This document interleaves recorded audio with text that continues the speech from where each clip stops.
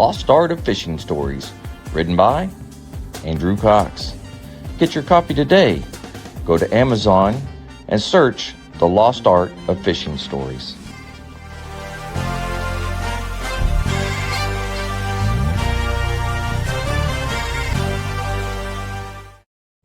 The Lost Art Project, Veteran Voices with Andrew Cox.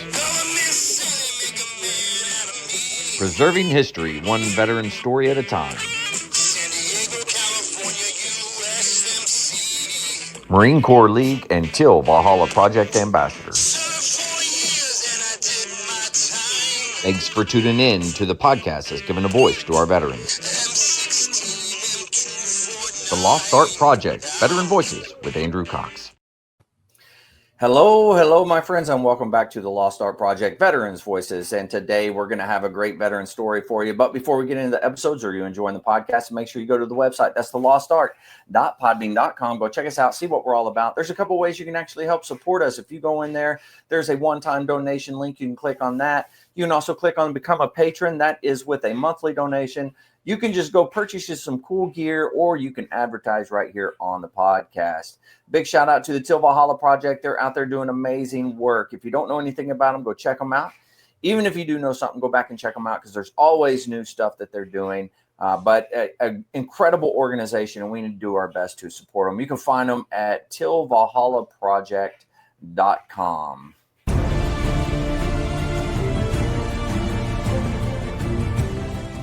Are you a Marine veteran? Are you missing that bond you had on active duty? Then I have a place for you. Join the only congressionally chartered Marine Corps Veteran Service Organization, the Marine Corps League. Get that brother and sisterhood back in your life. Become one of the fewer, the prouder, a Marine Corps League member.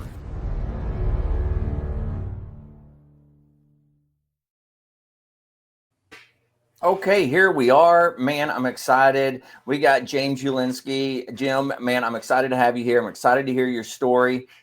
We were just talking before the show that you were only in a couple years before me. So I'm very excited, though. It should be a good time. But how are you doing, Jim?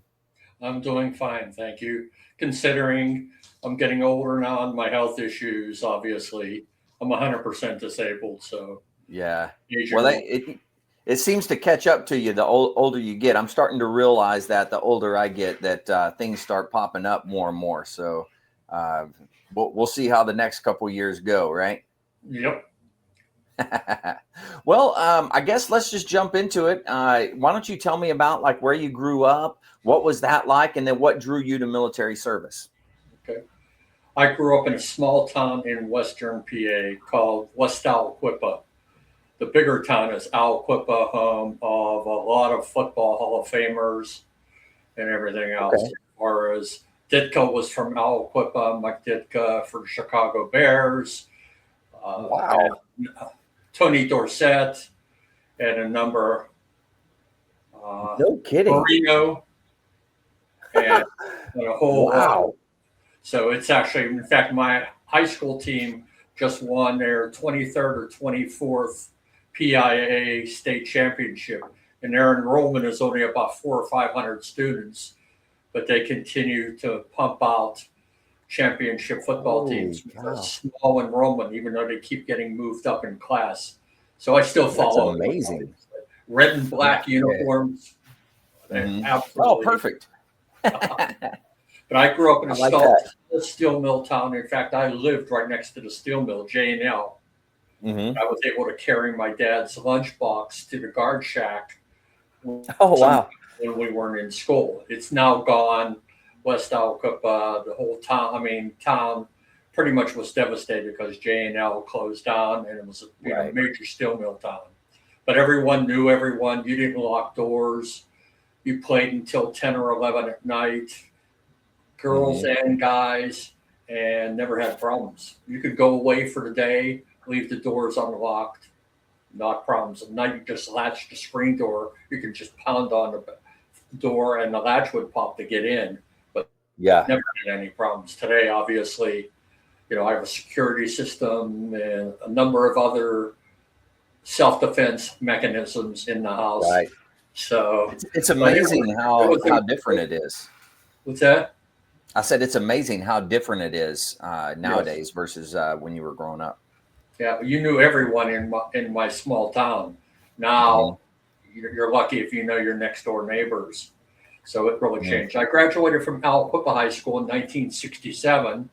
I planned to join the Navy. I wanted to be in not nuclear subs. I wanted to be in submarines, and I was going to be a sailor. I collected all the boats when I was growing up, all the ships, the submarines, aircraft carriers, and everything else. And then all of a sudden, after I graduated in 1967, I changed my mind. To this day, I still don't know why. Out of the clear blue, my brother was a Marine before me. He was in 1960 to 64. I was in 67 to 71. So when I graduated in 67, all of a sudden I decided I wanted to be actually a Navy SEAL, but my eyesight, I was wearing thick glasses at the time. Oh, right. They've been corrected by the VA, so I now see 20/20 for the last 6 years without glasses. Very nice. I had that then, but I decided to join the Marines because I wanted to be a combat Marine. Vietnam was there. I was 17 years old. My dad wasn't crazy about me signing, but he did sign for the papers, and we joined the Marine Corps. And then 4 months after I joined the Marine Corps, I was in Vietnam. Wow. And that's quick. And my first destination, I was the only Marine on my plane from Okinawa to Vietnam. I was the only one selected to go to Quezon. No kidding. This was in 68 during the siege of Quezon, the 77-day siege of Quezon. And I was the only Marine selected to go there. I was actually excited about it. I was a young buck. I was athletic and everything else. And then, you think nothing's going to hurt you and all those other things. That's right. Yeah. Yeah. You feel invincible, right? And I was gung-ho. So it took me a second day to get to Quezon because the flak was so heavy. The second day, finally taxied along the runway. They never stopped because if they did, they were blown up. Oh, wow. It dropped the gate and they just said, run. I was the only one on the transport. So I ran to the nearest bunker, found 2 Marines there. Didn't know who they were or anything else. They asked if I wanted a cigarette. I had started smoking when I joined the Marine Corps. Yeah. And while sitting on a bunker, we got blown off a bunker by an incoming artillery round. Wow. I actually had a whistle in my ears for 2 months after that. One in my ears, my right ear, I could only hear a whistle in it. But I didn't report it because I knew, and this is proved out later on in my tour in Vietnam. All I thought about it is if I report this, they're going to send me home or they're going to send me back or they're going to call me worse, a coward or a malingerer. Right. I had little tiny holes in my shirt from shrapnel, so I didn't really get, any major damage other than my hearing. So I just didn't report it. Well, I went up to 861 Alpha shortly thereafter, and I was there on. Go ahead. Real quick, what was your MOS? 0311 grunt. 0311. Okay. Yeah.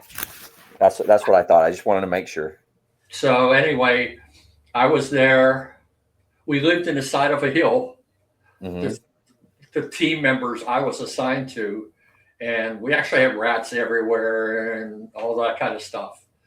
But that's fun. We would go out on LPs. I volunteered. I was, like I said, when I think back now, I think back how crazy I was. And I did a few radio broadcasts for a news station, and I talked about one of my regrets. One of my regrets later on is I became a team leader, and I'll tell you about that later. But anyway, I volunteered for every LP. They wouldn't send me on every LP because I don't know if they thought I was crazy or what. But it was also smart. I thought of it as when you were manning the lines, you were at 50%. So you slept half of the night and you were awake on the lines at night.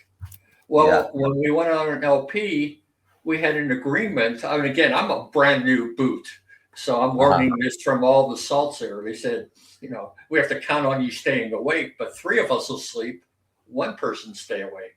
Now that sounds crazy because if that 1 person falls asleep, you may never wake up. But I said, wow, I get more sleep. Yeah. So I took a machete. I didn't know what the hell I was going to do with a machete, but I had a machete, grenades, as many rounds of ammo I could carry and everything else. It was just hot. Wow. Anyway, so we finished up a caisson 2 or 3 months later, and we walked to Contien. And since I was a boot, I was the point person. Now, if you asked me to be a point person today, I couldn't even get you out of my house. I mean, my sense of direction today is, woo. But back then, I was the point person. And we had the elephant grass, 8 feet tall. And I'm using the machete. It finally came in handy. I'm using the machete. But wow, was that tiring on your arms. So I just would fall forward, get up, fall forward, get up. No kidding. Wow. Get through this grass. And we ended up at Contien, where we would do a convoy escorts. We were the minesweepers for the convoys out of Contien. While there, I decided rather than being on a convoy, one of my platoon sergeant asked if I wanted to carry the phone. The radio, you mean? Radio, thank you. Yeah. During a killer team. And I said, what are we doing? He said, we go out at night, we'll strap everything down. You don't wear a flak jacket or a helmet because we go out quietly. There'll be 4 of us and we go out and we hit and run. And you'll be the person on the radio. So I did that for about a month. And then we left Contien. And then from there, everything changed as far as where I went next. Shortly thereafter, we became a battalion landing team. Okay. I was with 2nd Battalion, 26th Marines, 3rd Marine Division. Okay. We were assigned to the USS Dubuque, and it had choppers. So we would go to any hotspots that would chopper us out. And then after the operation was, I think I did 18 or 19 operations from the flight deck there, from the Dubuque, and places like Quangtree. We went into the DMZ for 15 days. It was supposed to be a week, 15 days. We were at Camp Carroll twice. Wow. Fubai was the main area where you went back to just to get some time to get normalized as much as you could. Basically, like a party area. You'd see movies and things like that. But most of the time, we ended up going back to the Dubuque and would stay there maybe a night and would get some beer. I actually laid out on the Dubuque on the deck and just watched the sea's black. The ocean is just black.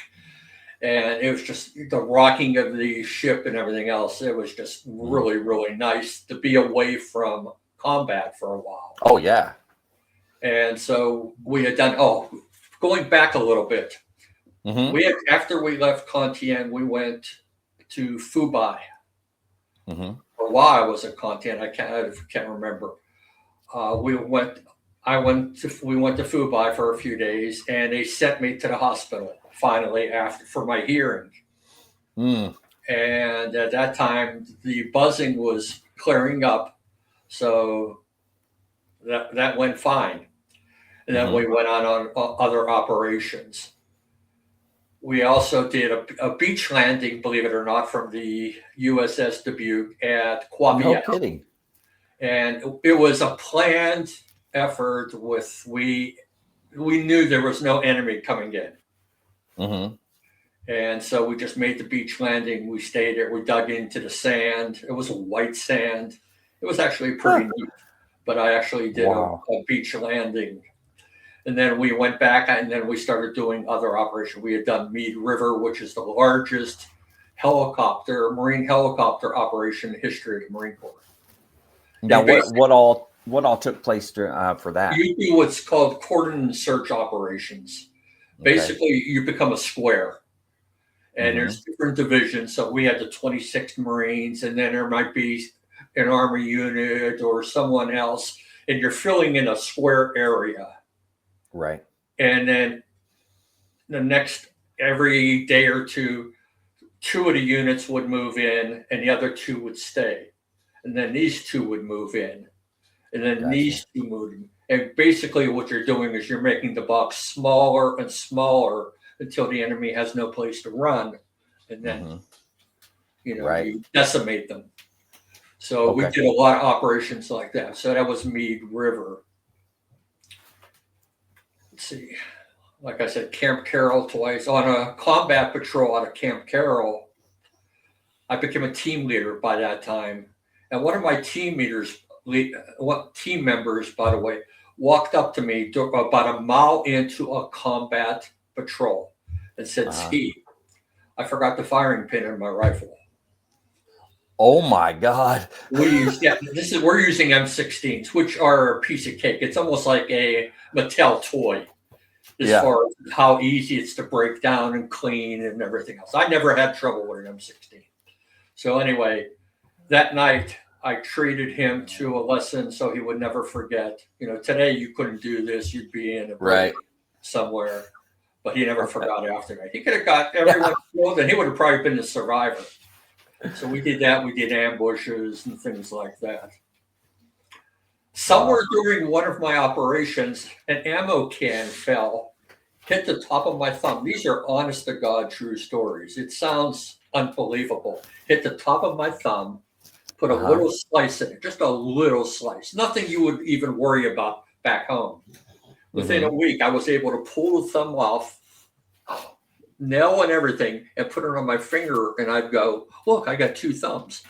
Because underneath that is just another layer of pink skin. No thumb down, but pink skin. But the infection rate was so high, I actually was able to pull the skin off with a nail and put it on my finger, and I had two thumbs. Holy moly, that is insane. I mean, it was unbelievable. We didn't wear flak jackets if you didn't have to. The saltier I became, the less likely I was to wear a helmet. We usually just wore bush covers. And by that time, as I was getting saltier and saltier, we got the jungle slings, so you didn't have to carry your M16 like this. You had it on a jungle sling, so basically it hung there, and all you had to do was have it so you could swivel it. So you become saltier, and you learn things. Like we had rubber canteens in the high temperatures. They're in the high 90s temperatures of humidity. One of the canteens, I always carried Kool-Aid, and you can imagine Kool-Aid is 90-some degrees in a rubber canteen. And one of them had a Bacardi rum. My parents would send me a pint of Bacardi rum in a care package every once in a while. So I pour that. Because booze and cigarettes were what everyone wanted. So if someone went to the rear on an R&R or something, they'd come back typically with cartons of cigarettes and whatever they could. Interestingly enough, when we would do operations through villages, the Vietnamese would walk up and sell us sodas for $1, ice cold, and beer for $2. And beer for $2, and they're ice cold, and you're sweating like heck. You're soaked. And they're bringing ice cold sodas and beer that you could buy. It was unbelievable. So anyway, we did all those. One of the operations I didn't learn about until years later. People asked me if I was ever in Dodge City, because we pretty much covered all the North I-Corps area with operations at some point in time. In fact, we won a presidential unit citation during our operations there at Quezon. But anyway, I didn't even remember half of the places we were going to. There was one of my nightmares. I have PTSD. Was and still is. I'm running and I'm running and I'm running and I'm running, and explosions are coming all around me, and I can't dig in because it's nothing but rock. We had been to a place called the Rock Pile, and I thought maybe that's where it happened. So when people asked me if I was ever in Dodge City, I said, no, I don't even know where Dodge City is. Well, lo and behold, I joined the Caisson Marines organization. I'm a life member of them, as well as the Marine Corps League, DAV, VVA, and a number of others. And they come out with a magazine called Red Clay. And in Red Clay, they did an article. The magazine was entirely about Caisson Marines and what happened to Caisson. And it also talked about an operation called LZ Margo, MARGO. And I went, what the heck is this? So I started reading. At one of the reunions, they have a reunion every year. I went to my one and only one 2 years ago, and I ended up with COVID the last day. So we've never gone back. But the only reason I went to the reunion was to try to find out what happened to me. Because at LZ Margo, we landed on a basically bald mountaintop where they brought our entire regiment. So the entire 26 Marines landed there. That's a lot of Marines. Yeah, it is. We were supposed to oversee the area to find out where the NVA and VC were moving through. Well, they knew we were coming, and we didn't know they knew we were coming. So after the choppers left, they started shelling us and mortaring us. And there's no place to dig in. So apparently that's where my nightmare was, because I don't remember to this day anything other than getting off the chopper, what happened to me. Yeah. Obviously, I didn't get shot or anything else, but they had sent us to the bottom of the hill. We ran to the bottom of the hill. There's some fighting going on. We're shooting and they're shooting. We're firing mortars and everything else. And then they said, no, you got to get back up to the top of the hill, which, which was a disaster. We ended up, I believe, losing about 200 Marines, either killed or injured during the 2 days we were there. So on my jacket, I have my Marine Corps jacket has patches all over it because it becomes a talking point in my now life. And one of them I had my wife make for me. It's called LZ Margo, Lest We Forget.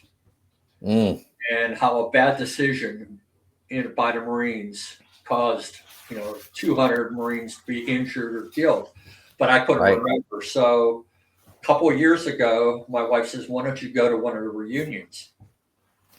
And I said, okay, I will. We went. It was a 5-day affair. And I started asking, there were guys who were actually at LZ Margo, because this is Caisson, not LZ Margo veterans. And a couple of them were at LZ. They said, Jim, it's better you don't remember what happened anyway.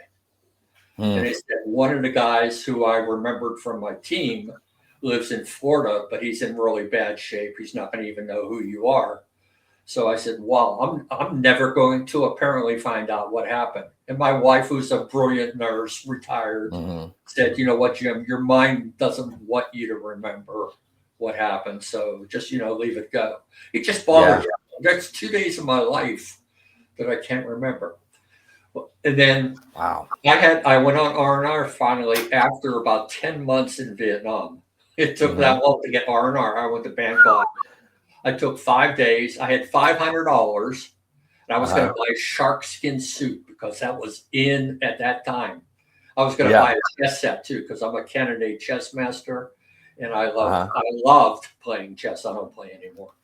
But anyway, I went there, and it all went on booze and cheeseburgers and a young lady to keep me busy and occupied for 5 days. So I went back. By this time, I've become a short timer now. And this is a point where, all along, I'm standing on a hill saying, Charlie, you don't have the balls to shoot me. I mean, I did things that a normal person just does not do. Right. And I did this with my team too, unfortunately. As I told you, I volunteered for all the LPs. When I became a team leader, I volunteered my team for all the LPs with me. And that didn't come to bother me until years later when I started thinking about it. But I had about 7 days left in Vietnam, and I was Mhm. going on an LP with my team. And all of a sudden they said, Ski, come back. You're going home. And I said, what? They said, you're going home. And I said, but I was going out. They said, we'll get somebody to take your team for you. I gave them my M16. I left on a chopper, the only one on a chopper, to fly back to the Dubuque. The only thing I had was my soft cover, my utilities, my jungle utilities, my boot, and nothing else. The pack, the canteens, the M16, everything. Wow. Not even a knife. And all I kept thinking about, they're going to shoot this helicopter down on the way back to the Dubuque, and I'm going to have to bite people. Yeah. What am I going to do? Because they're flying real low over the treetop. Years later, I found out they fly low over the treetop because the higher up in elevation you get, the greater the distance that people can fire at you. So if you're flying quickly over the treetop, there's less chance of you getting shot down. That does make sense. Yeah. And I kissed the deck as soon as I got off, and I said, I made it. So all I did for those next several days is I got all the gear for the new boots going over to Vietnam now. And the reason they wouldn't even let me, I wanted to extend for 6 more months. Uh-huh. Well, I loved fighting. I mean, I wanted to be a mercenary when I came home for good causes. Yeah. Yeah. Paid, but for good causes. Anyway, they said you have a top secret clearance, which I knew I did. And I was going to NSA Fort Meade, Maryland, where the Marine Guard at that time provided security for all the installations of National Security Agency. Mm-hmm. So because we had a lot of bling, you have all the medals and you're mostly non-coms. So you have the red stripe and you look good in dress blues when you're at the duty stations and everything else. Mm-hmm. So luckily that probably saved my life, because while I was in Vietnam, by the way, I got my younger brother, who was a cross river rival from Aliquippa, where I lived. My family was originally from the cross river rival Ambridge, and they were highly competitive. And my family had played high school football for Ambridge. I was the only one that went to Aliquippa. Mm-hmm. And so they moved back to Ambridge. And my younger brother was a junior at Ambridge High School. And a young lady was a senior that he knew really well. And he said, Linda, would you write to my brother? And she said, if he writes to me. So he sends me a letter, and so I write to her. She writes back and forth, or we're writing back and forth for about, I think, eight months or so. When I got a chance, when I'd send her letters, and I sent pictures back. I sent over 500 pictures back. Oh, wow. Now, was this was when you were in Maryland? No, this is from Vietnam. Oh, okay. I got you. I had sent back home. Mm-hmm. Well, my wife-to-be, since she knew my brother, would come over to the house, and my dad would show her the pictures and the slides of Vietnam. And I did goofy things. I had my M16 stuck in the ground with the helmet on there, and I had one of the bandages for a chest wound or something wrapped around it with ketchup on it. And I'm sending this home to my parents. I said, I'm not bright. So anyway, I write to her, I come home, and I decided to ask her out for a date, a one-time date, because I had been dating someone else. Oh, okay. And in fact, my mother kept calling Linda Chris, the girl I was. Oh, no. But Chris found somebody else while I was in Vietnam. She just didn't send me a Dear John letter. She waited. Oh, right. So anyway, I called Linda and I said, would you like to go out on a date? We'll go see a cowboy movie. It's called Where Eagles Dare.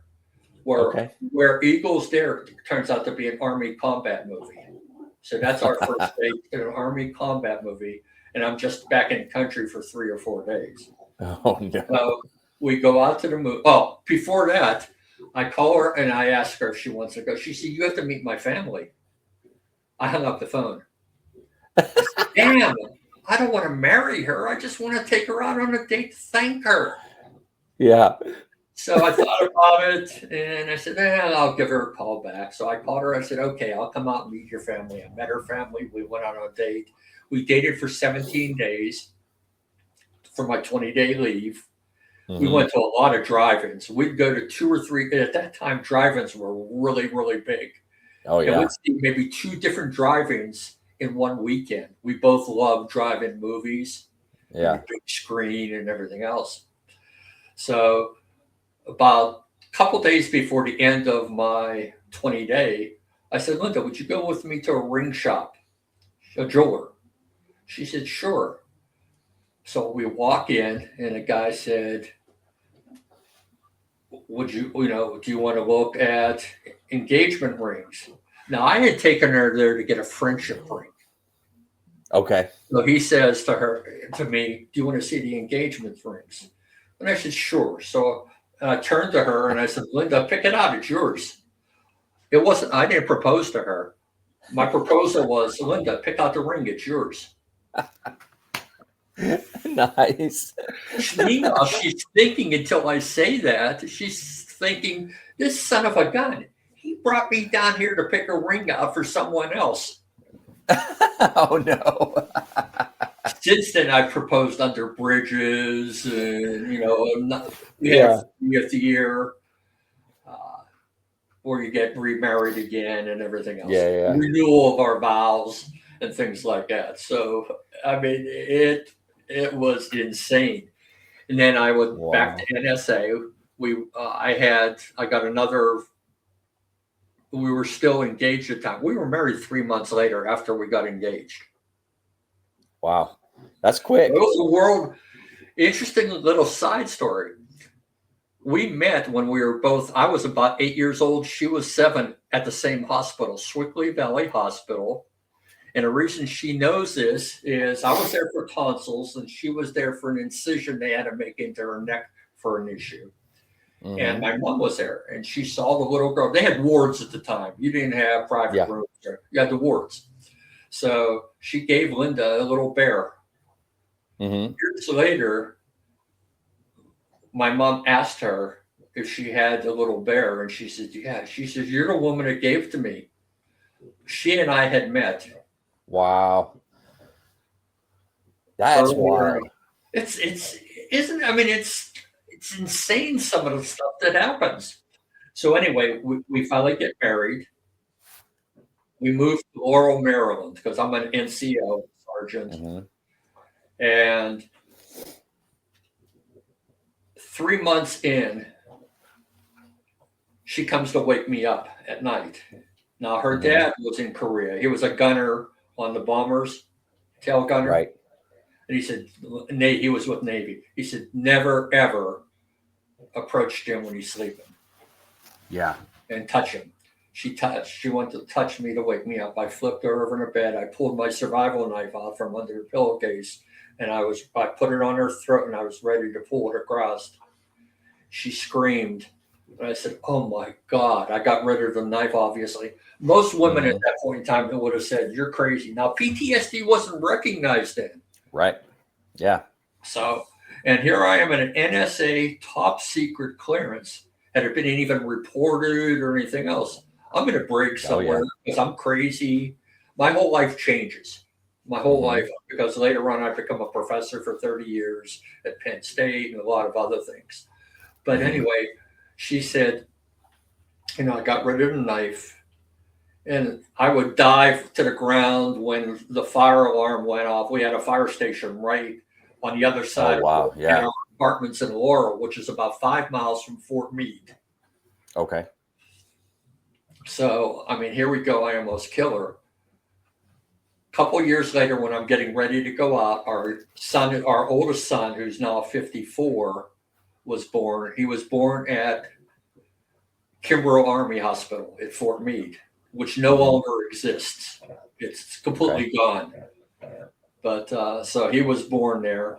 She moves back to Pennsylvania to get used nursing, and then eventually I'm going to come back because I was working at a place called General Electric Appliance Park East in Columbia, Maryland. Okay. So one night I was depressed because I was badly injured. I had gone from 156 pounds and a 28-inch waist. My back was injured really bad.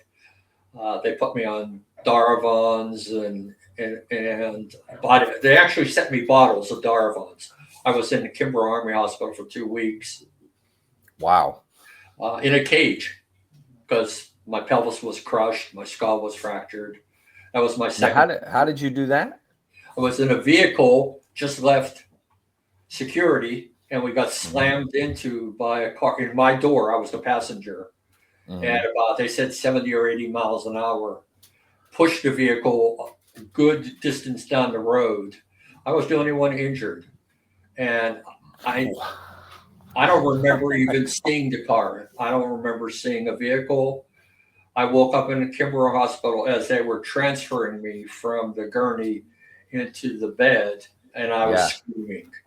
In fact, I even called her. I spent 2 weeks there. They put me in a cage. They had me on morphine, put a catheter in. I yanked the catheter out. I was so fully inflated. Ooh. So that's bad. My wife would come to see me, and I'm getting pissed because I want to go. I figure if I have to be somewhere, I at least want to be in my apartment. Yeah. But I couldn't walk well enough.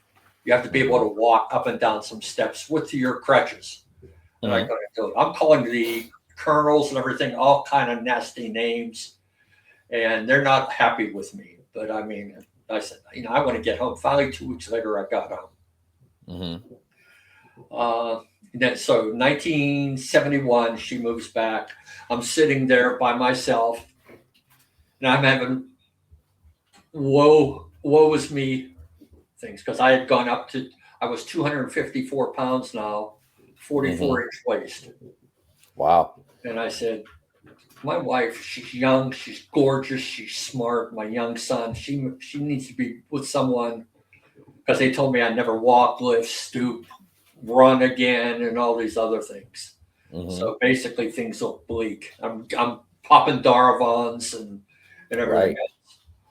So I got a bottle of whiskey. I had a Distinguished Combat 357 Magnum pistol that I had in the house, in the apartment. I pulled it out. I put rounds in the trigger, in the cylinder, sat there and thought about just shooting myself there. Right.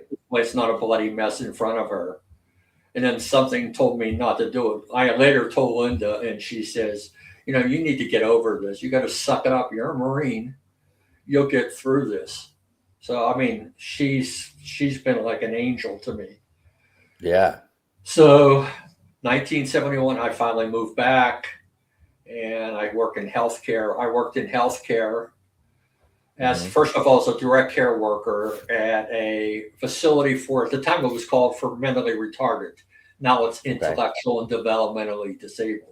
And I rose through the ranks really quick. By the way, I had tried to stay at NSA after I got out of the Marine Corps, because I had 2 years there.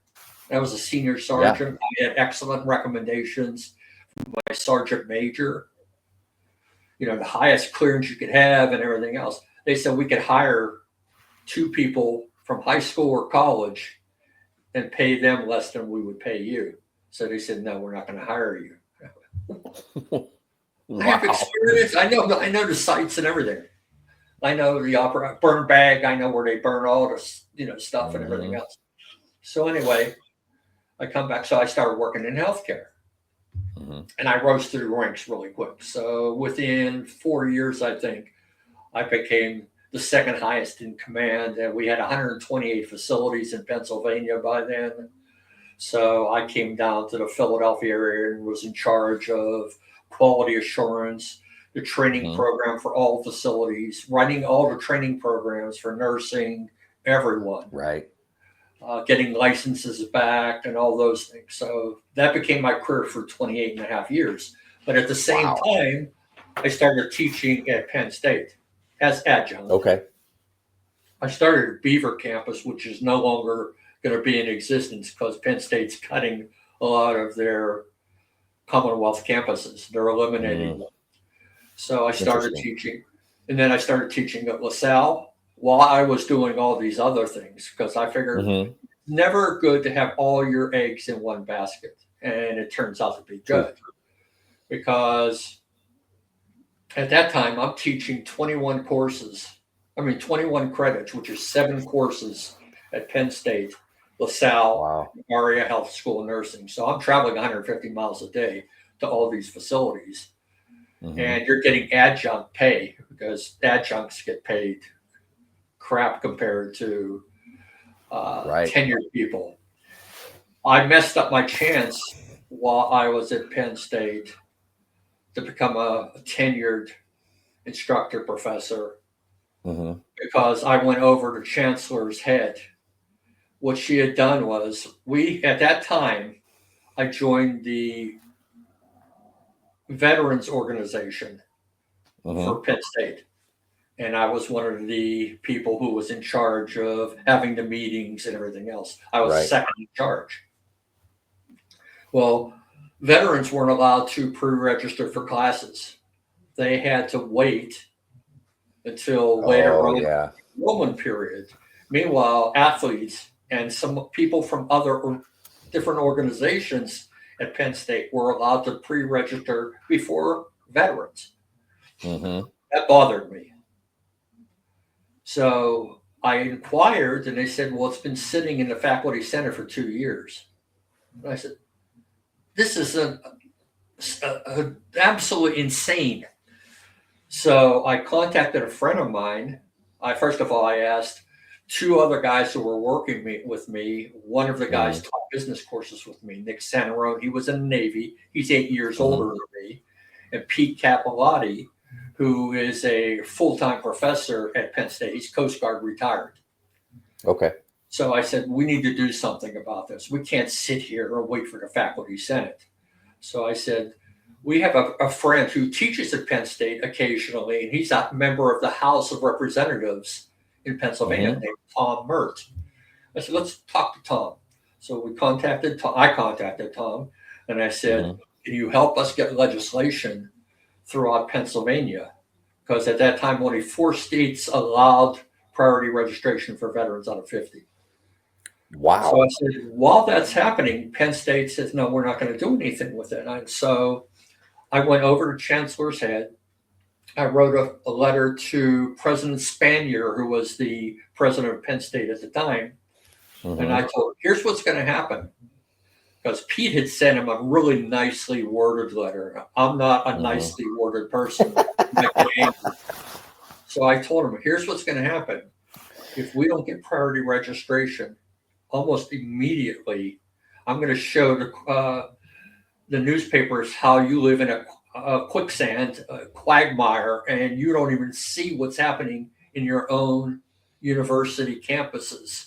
And I said, I will go to every media site and rip you and Penn State up down one side. That next semester, Penn State had that semester priority registration was approved for Penn State, Abington, where I was teaching. In January, when a new school year begins, the entire university went priority registration. But I went to this Capitol for 5 hours later on because I now said, if we have it for Penn State, let's get it for other universities and trade schools. Yeah. Now you have to be paid by the state or federal government in order to qualify, because if you're a private, you don't have to follow these rules. So I talked to Tom and I said, let's get the legislation out there. It passed the House unanimously, I think 119 to nothing, but it was sitting in the Senate. But it was sitting in the Senate in Pennsylvania. So I went, Penn State doesn't support you because you're doing this on your own, and Penn State can't get involved in any issues like this. But they want the glory, but they don't want. So I went and I contacted a lady who was amazing, Ann Shannon from Channel 8, WGAL in Harrisburg. Jim, how about if we meet in Harrisburg a couple hours before you go to the Capitol? We'll do 2 interviews with you. They'll be half-hour segments. So they did 2 interviews with me about the legislation to get this passed and how it was sitting in the Senate. Mm-hmm. So we do them. I go to the Capitol. I have the proper signs because I checked everything else on site at Harrisburg at the Capitol to make sure I made the lettering the right size. I had 150 copies. I printed at my own cost of all the reasons why veterans should get priority registration, and the Senate was holding it up. So I went there. I'm in my Marine Corps jacket, my Marine Corps cover, and I'm standing just outside the door of the Capitol where I was allowed to be. It's pouring rain. People were coming up, and I'm not pushing them. I said, "Would you like to read this?" And they would say yes. About 40 minutes into me doing this, two of the security police come out of the Capitol, and they said, "You have to leave." And I said, "Why?" They said, "You're not allowed to be here." I said, "Oh, yes, I am." They said, "No, you're not." And I said, "I checked on site and did everything that's necessary." I said, "I followed every rule. I'm not leaving." They said, "Well, we're going to make you leave."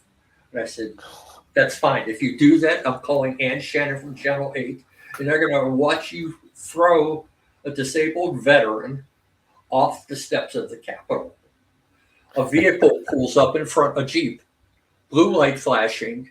Guy gets out running. He comes up, he's starting up the steps, and he says, "Marine." And I said, "Yes." He said, "Semper Fi." He gets back in his Jeep and leaves.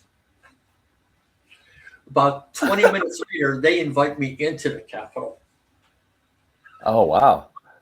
So I tell people to this day. Oh, and then a few months later, we got Senate Bill 1164 passed, making Pennsylvania the fifth state in the country to allow priority registration. I was at the signing. I was right behind the governor, and I said, one or two people, and I preach this all the time because I do a lot of fighting for legislation. I said, we can make a difference if you choose to fight and not back down from fights. Yeah. So that's become my mantra later on with what I'm doing now. So we got that passed. I was still teaching I was still in AVS, Allegheny Valley School, where we had all the facilities. And then I decided to leave. All of a sudden, just to teach. I had an argument with my executive director, and he wanted me to do something I didn't want to do. And I said, no. I said, you get 3 months resignation. Because at 3 months, it wasn't only because I was a nice guy, it allowed me into my next year.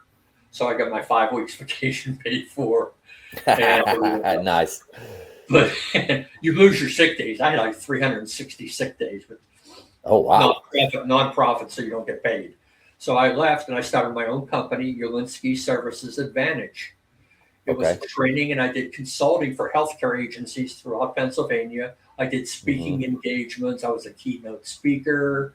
I did work for St. Mary's Hospital, Haynes and Kibble House, which is a huge construction company. I did training sessions for them through Penn State. And at that time, the pay was pretty good. I got $1,500 for doing 8 hours. When I did privately, I got up to $4,000 for doing an 8-hour session. So it was pretty nice. But my health started to deteriorate in 2015.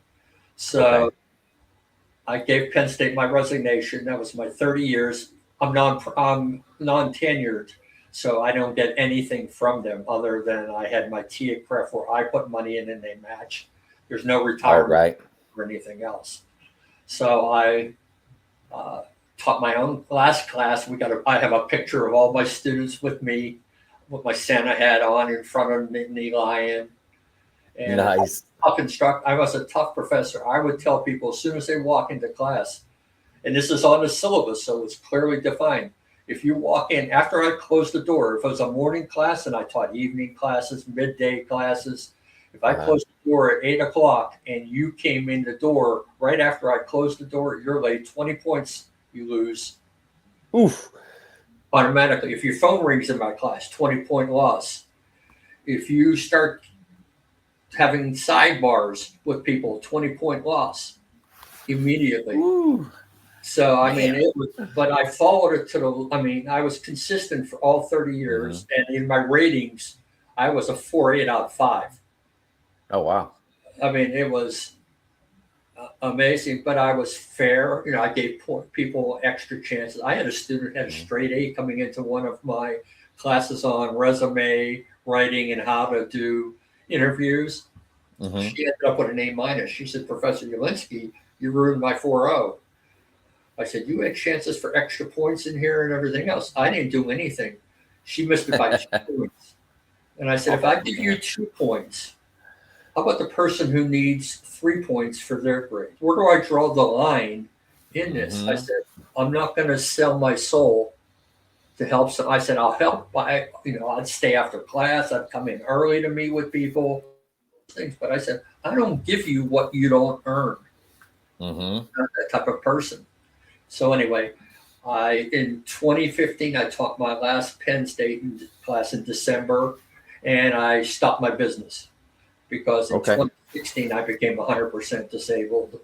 Mm-hmm. Agent Orange started moving through, and my PTSD was getting a little worse. And I didn't yell at my students and everything else, and I found myself getting a little bit more argumentative and things like that, just a little bit more short-tempered. So I retired at that point in time.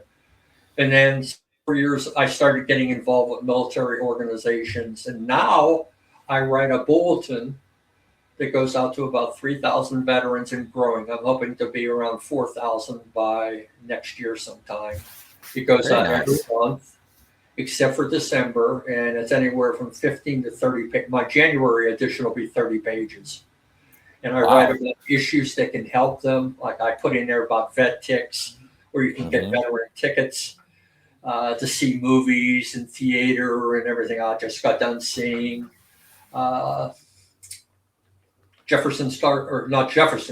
Starship. We just saw the Eagles, and you just pay $14 for processing. I put in things about how to get a hold of the legislation that comes out, because one of my big things now is people need to be involved in what's happening with legislative efforts at the state and national levels.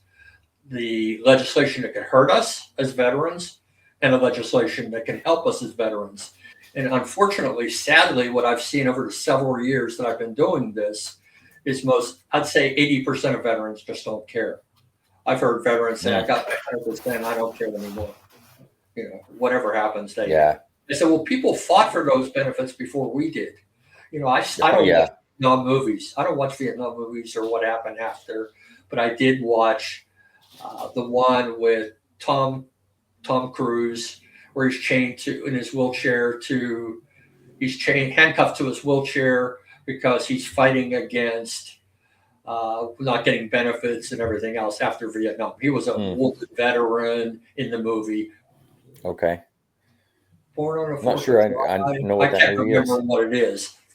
But I said, they fought for that. And I said, if you go back to World War I, veterans didn't have, when they came home, they didn't have a bonus pay. They had been promised a bonus army pay.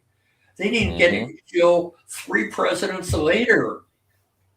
And I said, how many of them were dead? And I said, the same thing happening now. So I said, we need to be aware of this. I mean, it's great to do things through the Marine Corps League, through the VVA, DAV, and all those other things that we do, fundraising. But I said, legislation, there's a lot of, all you have to do is, for my DAV Commanders Action Network, all I have to do is push a button, and it sends out the email to my members of the House and Senate. That's all you have to do. And I said, how lazy do you have to be or uncaring not to be able to do that? So that's become my mission. And everyone's BCC'd. So it goes out I have senators, members of the House in it. I have commissioners. I have family members, and it's growing. And people, for the most part, I have a little disclaimer because I do put in there things that are political. I said, everything's political. I had told people earlier, said, you're too political. I said, every bill that comes out is political. And most of our organizations won't say who's at fault for it because they have to stay on both sides. You have to be mid-row. I said, I don't have to do that. Right now I'm fighting with a major veteran organization because I blasted them in my bulletin. And I said, go ahead, open yourself up. please. I said, Oh man. I'm a pit bull. When I don't want to hurt anyone, but you mess with my family, mess with my money, mess with my house or my belief system, I'm coming after you. Not physically, but I'm coming after you. So, Yeah. So anyway, I have my January bulletin will be really, really hard. Last year, I contacted Congresswoman Houlihan, who's our member of the House from Pennsylvania in Washington, and I contacted her, the person who works in her office. I said, why don't you get Congresswoman Houlihan to support legislation for Military Sexual Trauma Awareness Day? We have them for That's Purple good. Yeah. Hearts, Agent Orange, all these other things. Why don't we do it for this? I said, we have it for pizza. We have Bosses Day. We have all these nonsensical things. Why don't we do this? There's no cost involved. She started in September. The day that she called, they invited me to the Capitol. So my wife and I actually went to the Capitol to talk about military sexual trauma. And the very next day, she put out House resolution that went to 2 House chambers for veterans. Unfortunately, there was only 3 months left in the year, and a new Congress was coming in shortly. So she just reintroduced it now. Okay. And with all the fighting, who knows if it's going to go through. But, one person, all it takes is to initiate an idea. Meanwhile, at the state level, I've been fighting for 5 years along with some senators. We can't get a Military Sexual Trauma Awareness Day in the state of Pennsylvania because we have a few Senate members who refuse to. They said the military is doing a great job. And I said, I don't know who you're following, but you're way off base. So, you got to fight. So anyway, that brings us. So, okay. I lost you. I can't hear you.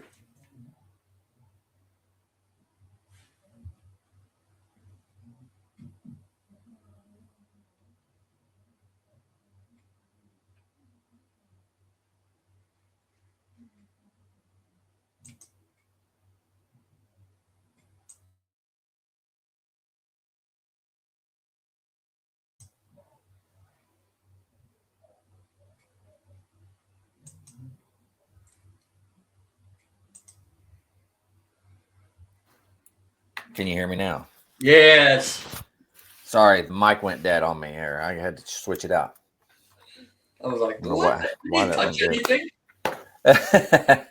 Yeah. I looked down and I saw my light blink and I was like, oh, that's me. I got to fix it. So now, if somebody wants to be on your list to get this newsletter, how do they do that? All they have to do is send me an email to Ulinski, ULINSKI 705 at gmail.com. All right. And if you send me one, I'll send you a copy of January's edition. It'll come out probably in the first few days of January. I could actually send you the November edition, and you can see if you like it. That'd be awesome. And anyone who decides they don't want it, they just say, please take me off the list. And I've had almost no one do that. So yeah. Okay. Yeah. So Ulinski 705 at gmail.com. Yes. And now what's the name of it? It's called Veterans Advocate Bulletin. Whoa. Say that one more time. The middle. What was it? Veterans Advocate Bulletin. Advocate. Okay. I missed that. I thought you said something completely different. I was like, whoa, I'm lost. But I like it. Okay. Awesome. That is. I've been doing it since 2022. Oh, wow. You've been doing it a while. Yeah, I did one actually that went, I did a presentation called What If? And the what if is, if you died today, does your spouse know everything she needs to know or he needs to know where to find your DD-214? Everything that you need to know to get you through. As far as if he dies suddenly, you're eligible for DIC, dependent indemnity compensation. are you going to be able to get it? So I mapped it all out. I did a presentation for our Pennsylvania State Marine Corps League 2 years ago, and they asked me to do one on YouTube. And YouTube actually has my what if presentation under the Marine Corps channel. On the Marine Corps League? Yeah, Marine Corps League channel. No kidding. Wow, that's really cool. Okay. It's because Very I mean, nice. I buried too many of my. I haven't personally buried, but I've one of my best Marine Corps buddies died a couple of years ago. His spouse had no idea, and he had actually heard me talk about these things, but unfortunately, too many of us wait until I have a file folder about this big, and my sons both know where it's at to help Linda if something happens to me, to walk her through, to help her. I have 3 veterans who will talk with her and assist her. Nice. I have to make it until May because my 10-year rule, we have that 10-year rule. Do you know what the 10-year rule is?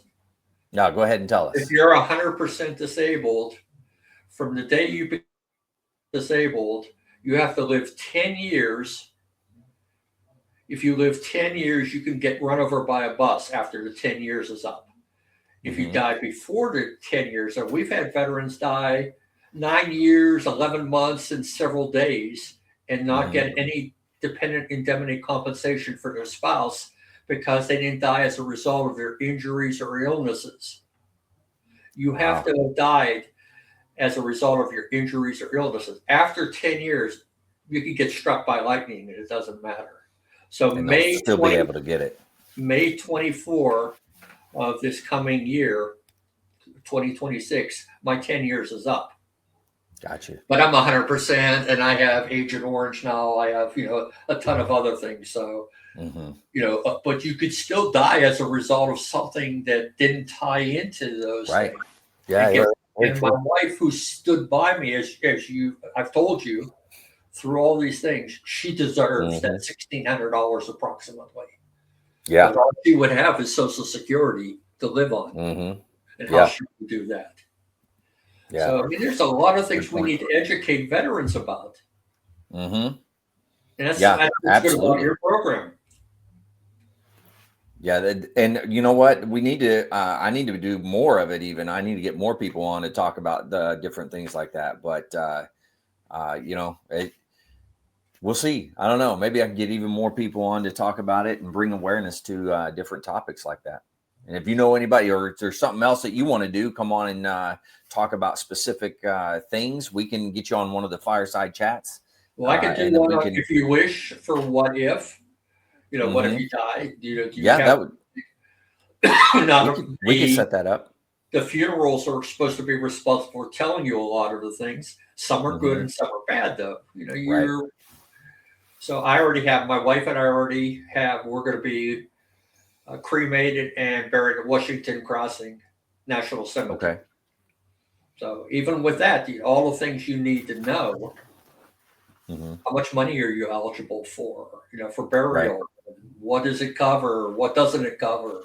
Who to contact? You need to contact the VA within a very short time. I believe it's 72 hours to be able to say that your spouse has died, or else you're going to get hit with paying that money back. Oh, wow. Interesting. Yeah, we need to schedule it. We'll do that after at the end of this or whatever. We'll figure out a time for you to come on one of the fireside chats and we could talk about that because this is all information people need to know for sure. Or even legislation. How important it is. How many states do different things? I have, as I said, injuries to my back and my neck. I go to the VA Coatesville pool. We have a pool where you can go for 3 months, 3 times, or 2 months, and then you have to wait 2 months, and then you can go for another 2 months. The temperature of the pool is 88 to 92 degrees, and you do exercises in the water. It helps relieve my pain level. Coatesville has the only pool in the state of Pennsylvania for veterans. Wow. Why? How about Michigan? How about New Orleans? How about Louisiana?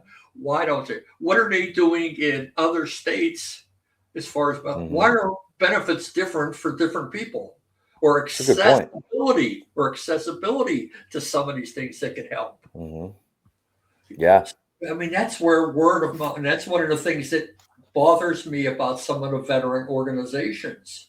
Mm-hmm. At one of the military or national military organizations, I said, at your midwinter conference, why don't you allow veterans to talk to other veterans for maybe an hour or 2 hours from other states so we can compare notes? They said, no, your officers at the state level were supposed to do that. And I go, some of the state officers are incompetent. Yeah. So here I went to one conference and I talked to a contingent from West Virginia, about 20 members. Not one of them knew about the 10-year rule. But the I didn't know about it. Yeah. The 10-year rule is what we were fighting for in legislation at the time. It got nixed. Wow. We even tried to get 5 years. We said we'd even lower it to 5 years. 5 years. After 5 years, you get 60%, 7 years, 70%, 80%. So at least that's something. Yeah. But they nixed that too, and then you have to be careful because you also have to watch for every year the Department of Budget proposes what should be given to the VAs. Mm-hmm. And they always look to cut places. They tried to cut the 10-year rule, I want to say 4 years ago. 250,000 of us called the 24-hour hotline in Washington, D.C., bombarded them. They took it off the table. Now, it's just recommendations. The Department of Budget does their fiscal responsibility, proposes to Congress what should be cut, maybe, or considered for cuts. Yeah. If we fall asleep, they're going to cut. And once they start doing, Pandora's box is open. Mm-hmm. Where do they stop?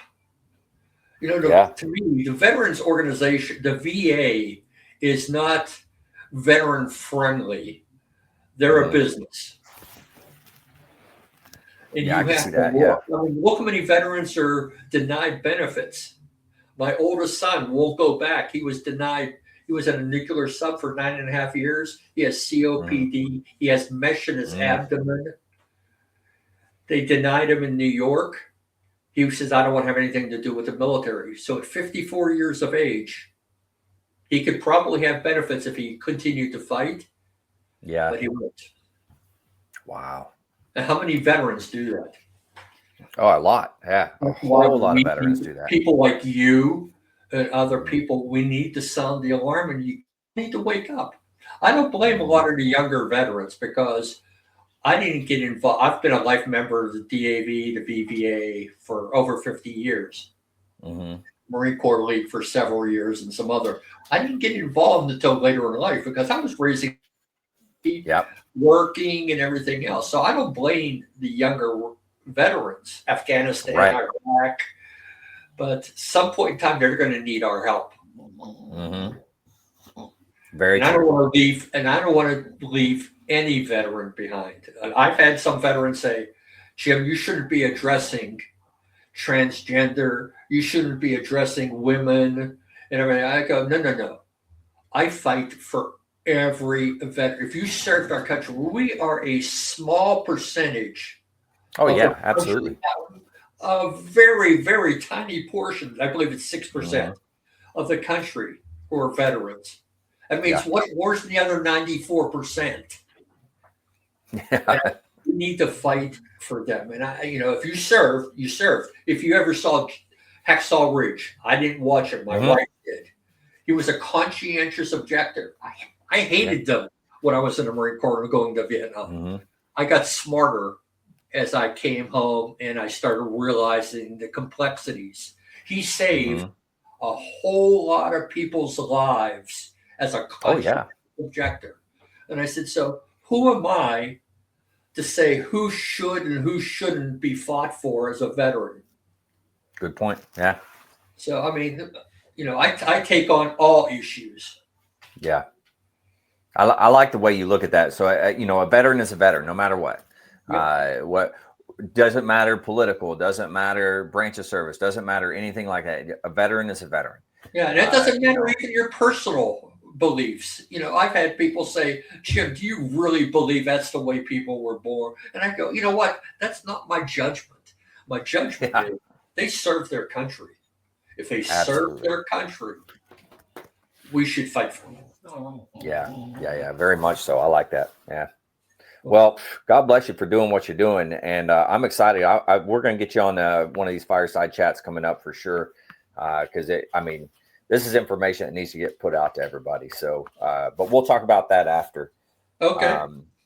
So when I kind of approach closer to the end of the podcast here, I always have these rapid fire questions that I shoot out. Okay. Would you be willing to do that? Yes. All right, here we go. What is your proudest military moment?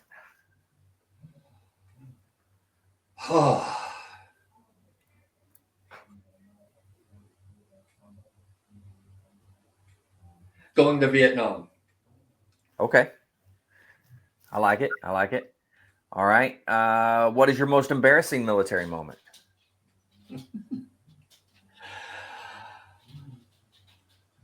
During a ambush out of Camp Carroll.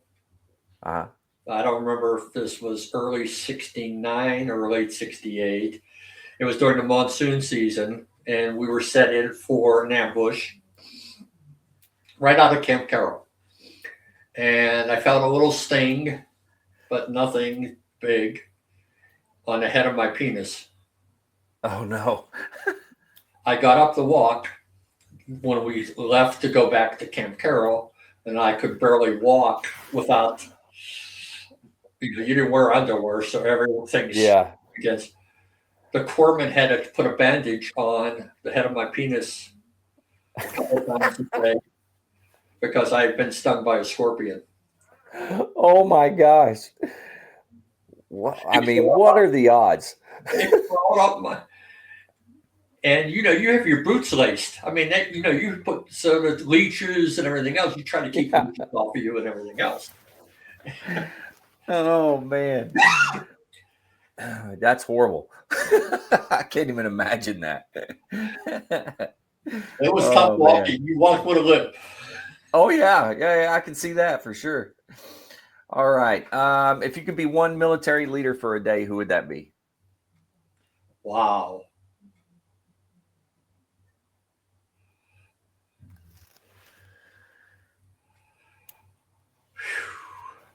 A lot of good ones out there. Yeah.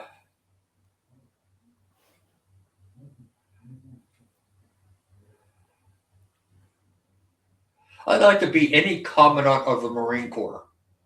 Okay. Yeah. That's a good one. I like that. All right. What is one lesson or skill you learned that you still use today?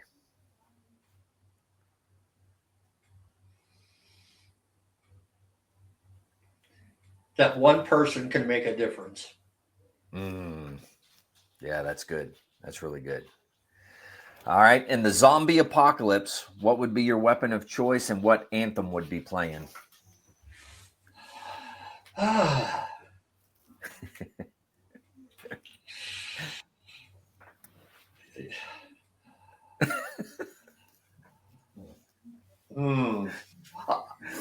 like to say an AR. Okay. But you need a sword and something else too, because you're not killing them all. They're gonna be I love vampire and zombie movies, so I watch them all. So no matter how many, you better be high up and you better have a food supply. And very true. You don't want to be what's the one with the big actor? He's just made a second one. It was based on a remake of The Last Man on Earth. Oh, he's the guy. He's the actor that slapped the other actor. Will Smith. But I don't remember the name of the movie. The second one. I know what you're talking about. The second one's coming up. The first one, his dog gets bit, saving his life. He has to snap its neck. But those suckers were moving so fast, you don't have a chance anyway. Oh yeah. I've never seen a zombie move as quick as they were moving. Yeah, usually they're pretty slow. Yeah. What anthem? Uh, probably something synonymous with death. But you're dying. Okay. I Okay. always laugh because I said, if you were really in a zombie apocalypse, you probably wouldn't be killed by a zombie. You'd be killed by all the other people trying to be survivalists. Yeah, that's true.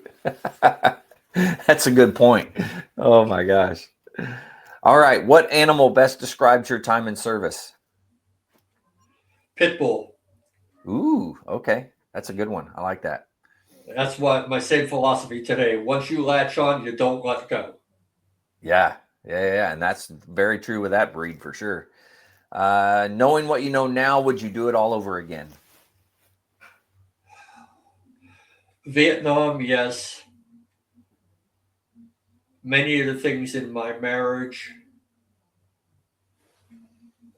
probably would like to change because, I've probably given my wife PTSD and my sons. Yeah. My oldest son, one time, I cut myself really badly, and I always just put duct tape on it. I didn't go get sutures and everything else. I just duct taped it. And he said, I got methylate and mercurochrome to put on your, because I wanted to see a tear come out of your eye because you just never showed emotion. And I love my son and everything else. I'm trying to make up for it now. But, and you could argue, yeah, that's my PTSD, but. True, yeah. But the Vietnam, I would still, even knowing almost all of our wars are for oil, like it is in Venezuela now, or and we just keep killing. But that came years later. I wouldn't change my life. At one time, I kept arguing with my mom because she didn't let me play college football, and I would have been the best running back in our family. I was tough to bring down. I was super fast. And if I did that, I never meet my wife. I never go to Vietnam. My whole life changes. Where do I end up at that point in time? So the good and bad in our lives make us who we are. So you can't be who you are without bad stuff happening. Very true. Yeah,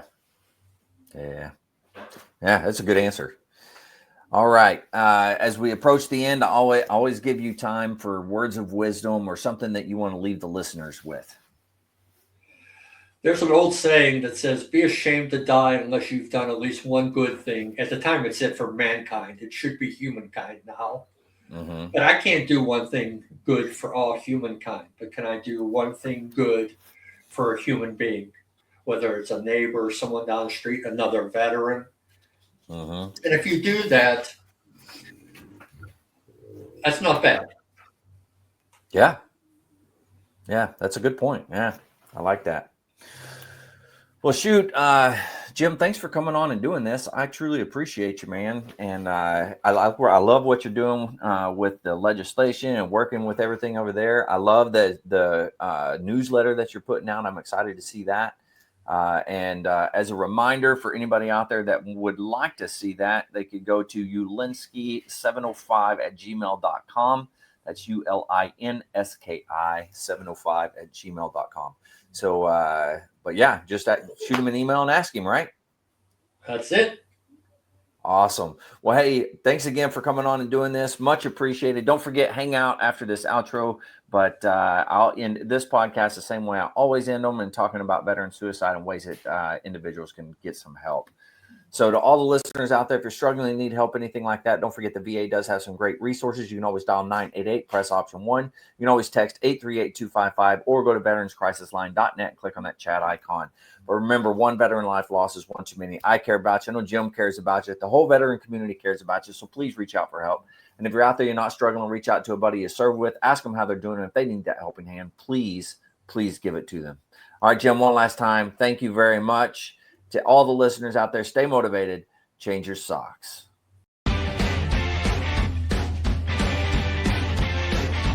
No more 22. On to the journey and finish the fight.